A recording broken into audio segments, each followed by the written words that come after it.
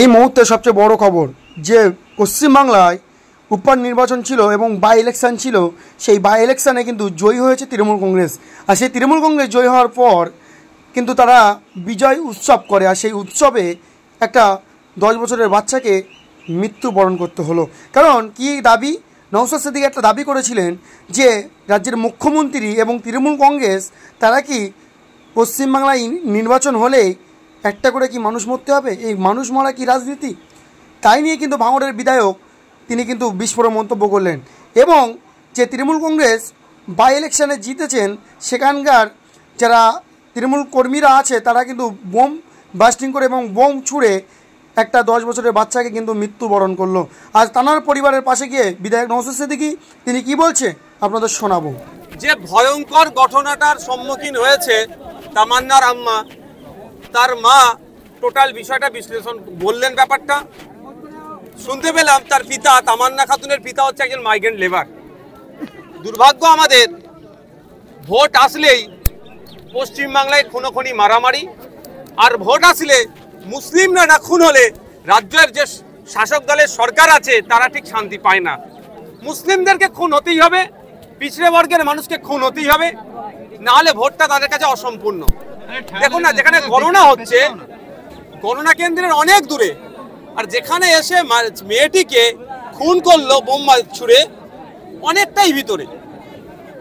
প্রশাসন সকাল থেকে সবটাই জানে যে এখানে একটা অস্থিরতার পরিবেশ তৈরি হতে পারে, হচ্ছে। ইতিপূর্বে এই গ্রামে এই ধরনের রাজনৈতিক হিংসা হয়েছে, অনেক ক্ষতিগ্রস্ত হয়েছে। সুতরাং এখানে পর্যাপ্ত পরিমাণে ফোর্স দেওয়া দরকার ছিল, কিন্তু তা করেনি। ফলে একটা ফুটফুটে মেয়ের জীবনহানি হলো। শুধু একটা মেয়ের ক্ষতি হলো না, এই গ্রামটা আজকে আতঙ্কিত হয়ে গেল। এটা সম্পূর্ণভাবে রাজ্য সরকারকে দায়ী নিতে হবে, ইসিআইকেও দায়ী নিতে হবে। আমরা চাইছি সঠিক তদন্ত হোক। আমি তামান্নার আব্বাজির সাথে কথা বলেছি। আমি এটাও অনুরোধ করেছি যে রাজনৈতিক হিংসাটা বড় কথা নয়, বড় কথা হচ্ছে এই গ্রামের থেকে হিংসা টোটাল বন্ধ করতে হবে। তার জন্য আপনাদেরকে এগিয়ে আসতে হবে। যারা যারা যুক্ত তাদের বিরুদ্ধেই আমাদের আইনি লড়াই চলবে। ও দল করে সেই দল করে, তার থেকে বড় কথা যারা অন্যায়ের সাথে যুক্ত তাদের বিরুদ্ধে আইনি লড়াই চলবে। প্রশাসনের ভূমিকা নিয়ে কি বলবেন? দেখুন, ওই দিনকে যদি প্রশাসন কঠোর হাসতে কঠোর থাকতো, অর্থাৎ যেখানে সকাল থেকে ঢিপঢাপ চলছে, যদি খবর পাওয়ার পরে যদি প্রশাসন তার ফোর্স ডিপ্লয় করে দিত তাহলে এই দিনটা দেখতে হতো না। সোমবারের ঘটনা, আজকে বুধবার মাত্র 5 জন গ্রেপ্তার হয়েছে, 24 জনের নামে অভিযোগ দেয়। দেখুন, আমরা আর কয়েকটা দিন অপেক্ষা করছি, প্রশাসন কতটা দায়িত্ব নিয়ে কাজ করছে দেখছি। না হলে শ্রদ্ধেয় সম্মানীয় বিকাশ রঞ্জন ভট্টাচার্য স্যার আছেন, শামীম দ্বারা আছেন, তাদের সাথে কথা বলবো। আমরা এটাকে কোর্টে নিয়ে মুভ করব।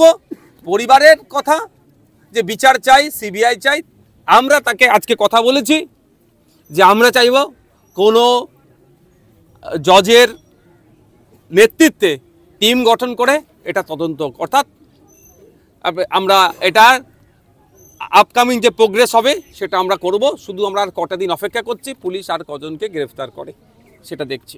সহযোগিতা করতে গেছেন, ওনার প্রকাশ্যে করাটা আমি মনে করছি এই মুহূর্তে অনুচিত হয়েছে।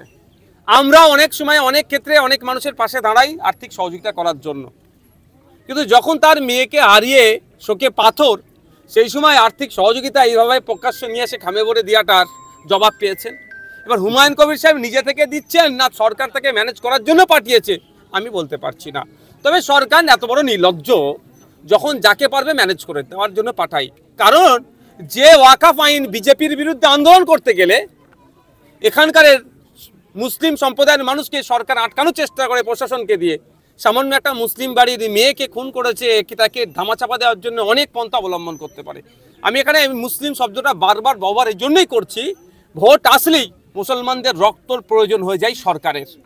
মুসলিম না খুন হলে ভোটটা অসম্পূর্ণ থেকে যায় এদের কাছে, সেই জন্যই বারবার আমি এই শব্দটা ব্যবহার করছি। আর পিছিয়ে বর্গের মানুষের খুনকে এরা দেখতে বেশি পছন্দ করে।